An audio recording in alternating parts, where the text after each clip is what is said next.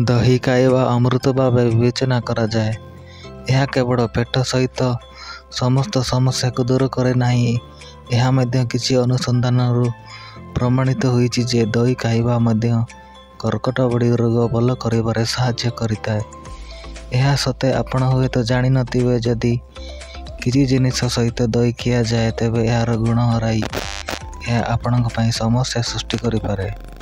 विभिन्न अनुसंधान यह कहुଯାଇଛି जे दही को केबे भी यह 5टी जिनिस सहित खाइबा उचित नुहे, नचेत यह स्वास्थ्य उपर प्रतिकूल प्रभाव पकाई पारे। तो चलतु जानिबा सेगुड़िक कौन कौन वीडियो शेष पर्यंत बनी रहंतु।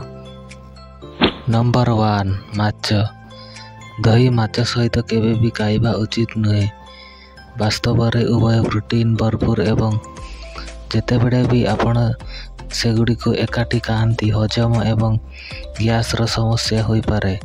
ओमेगा फैटी एसिड माछरे बहुत अधिक, जेतेबेले माछ दही सहित मिश्रित हुए यार प्रोटीन सठिक भाव में हजम हुए नहीं, जहाँ पेटर जंत्रणा एवं फुला सृष्टि करिपारे।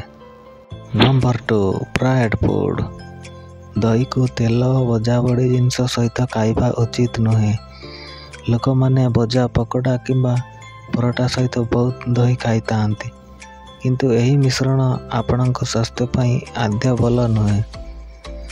दही सहित तेलिया एवं तेलिया खाद्य खाइबा हजम प्रक्रिया रे समस्या सृष्टि करिपारे। यह हजम प्रक्रिया को आहरी मंतर करिताए एवं गैस सहित फुलिबारे लागिपारे।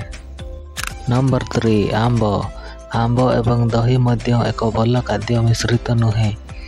भूल रे भी दही सहित आंब खाइबा उचित नुहे, कारण सेमानंकर भिन्न प्रकृति हेतु सेमाने शरीर पई विषाक्त हो जाती। Number 4 milk. क्षीर एवं दही को एकाठी खाइबा उचित नुहे।